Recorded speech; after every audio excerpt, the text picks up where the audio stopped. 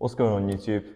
I hope you've all had a great week. So I thought this would be an interesting video to release just after we've finished the 4-part series of how to build your trading edge. Because one of the next things that you're going to be struggling with is going to be executing that edge, right? And building confidence in that edge to, have the confidence to basically execute it every single time that it comes up. This is where we really start to see the probabilistic side of trading and how it really affects your long-term success as a trader.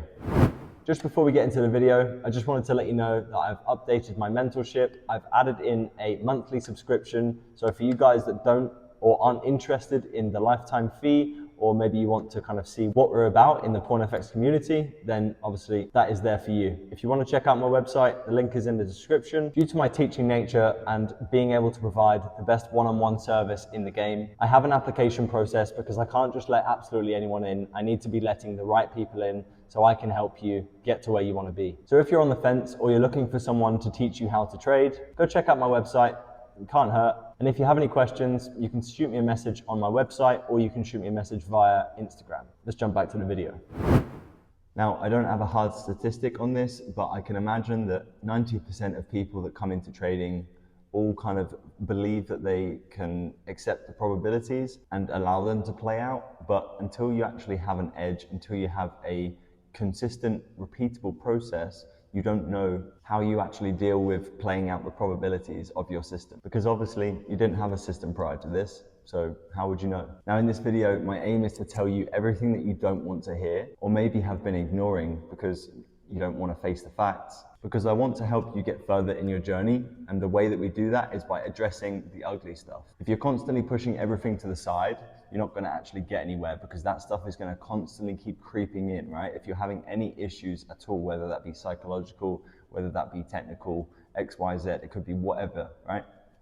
If you don't address these issues, they are going to keep coming back up. So one of the reasons that I suggest so heavily to go through all of the components of your system, all of the concepts that you need to learn properly. You need to backtest your system through previous data. You need to live test your system through live data, and potentially whether that be on a demo. Personally, I don't really advocate for a demo once you feel like you have things going in the right direction, because ultimately you don't have any emotions there. You don't have any of the real things that are actually there on a demo account. You don't have the actual risk there, right? Whether that be just using a £100 account and just risking 0.01 or 0.02 so you can potentially take a partials. You don't get these things in a demo account, right? So it's great to kind of slowly build your confidence in a demo account, but I would absolutely recommend for everyone to just get on a live account, whether that be £100 or £1,000, whatever, and actually put some risk on the table so you can actually begin to feel the difference between a demo account and a live account, because there is actually a major difference. And if you've never been on a live account, you will feel this for the first time, and you'll go, I get what Liam was saying now. The whole reason for doing this is because you want to be physically watching your edge play out. You want to be building confidence. Now you might sit back and go, well, I'm confident in my system because I've looked at it 4 times. Confidence doesn't just play out after 4 times, right? Because you're going to be put to the test, right? Sometimes what you'll do is you'll take a loss and then, you get another valid setup, but you'll be hesitant because you've taken that loss, right? Whereas if you understood the probabilities, what you need to do is you need to take both setups and play out the probabilities, because you never know whether that one is going to be a win or that one is going to be a win, or maybe both of them are going to be a loss, right? You don't know.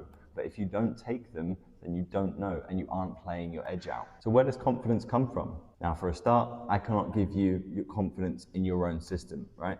Whether you even have a system, I don't know. But I get many questions asking, how do I do this concept, or how do I work out this concept, or how do I, is it better to use change of character for wicks or for body closers or for X, Y, Z, right? There's so many different questions I get asked on a regular basis.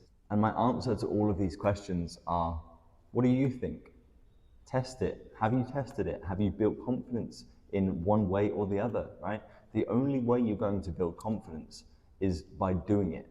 I can tell you anything. I could tell you one way or the other, and you would just believe me, but you're not going to have confidence in it.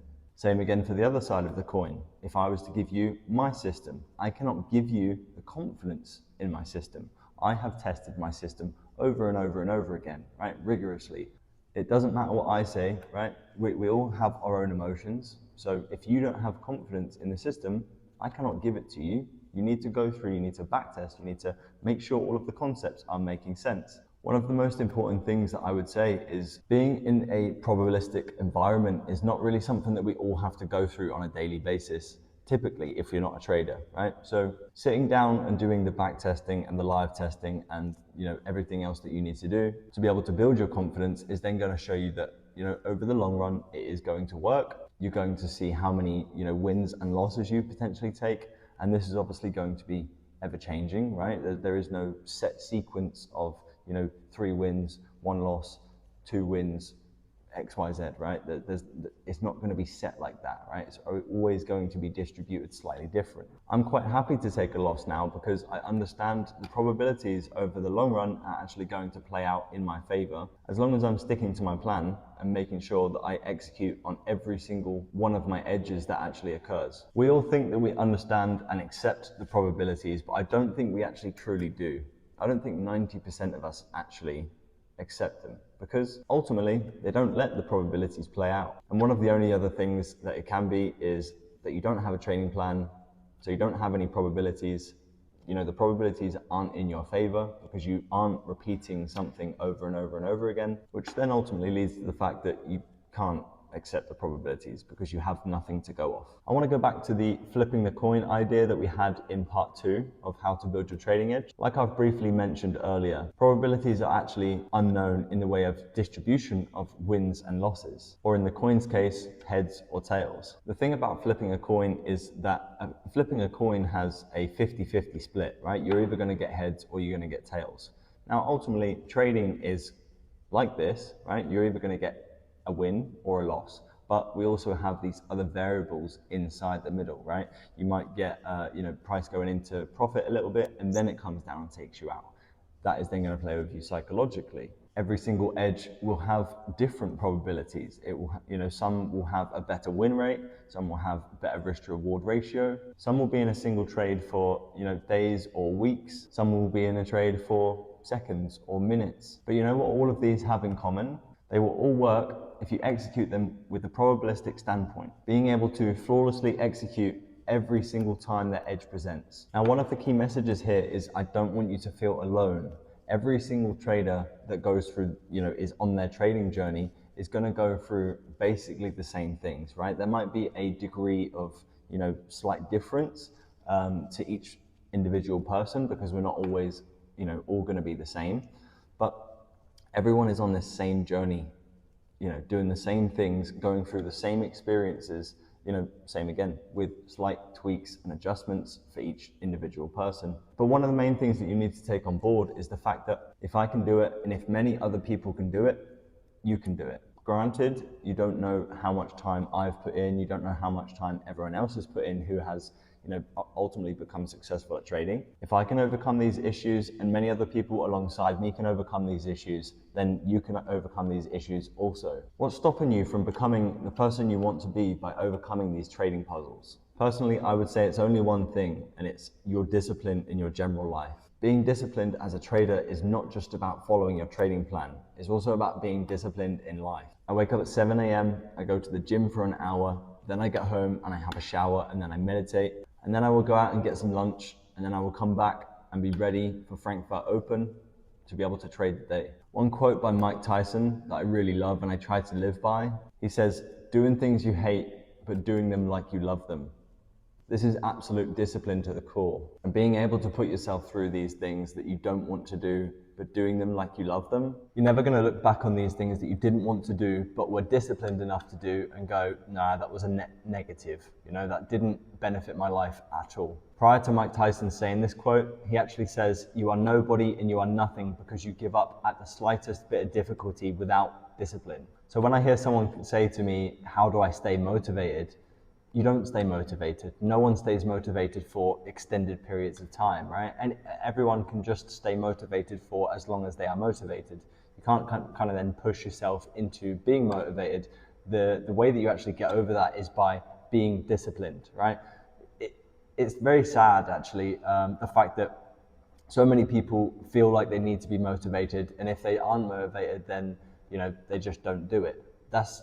It's a major flaw in human beings, right? We just kind of give up at the slightest bit of difficulty, like Mike Tyson says. All of those motivational videos that you see actually anger me a little bit, because what they're trying to feed you is you need to be motivated all the time, and this is, in my opinion, absolutely wrong. I think discipline, it goes way over motivation, right? Discipline just puts you in line, right? And it just goes, right, fuck what I'm feeling, just actually do it.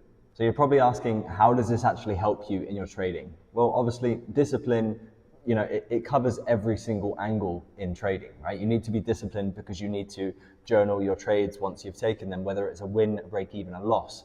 Then you need to do your case studies every week, right? Then you need to be up and awake on time to be able to catch the sessions that you want to trade, right? There's so many different things which discipline actually comes into, right? If you have a strong mind, the way that you get a strong mind is by getting a stronger body, right? A physically healthier body. So if you are looking to level up your life, I would absolutely recommend to be getting in the gym and to be disciplined, right? Motivation only lasts for a couple of weeks. That's why when we have these, New Year's rituals or New Year's resolutions, everyone's in the gym on January 1st, but by February 1st, there's barely anyone in there anymore.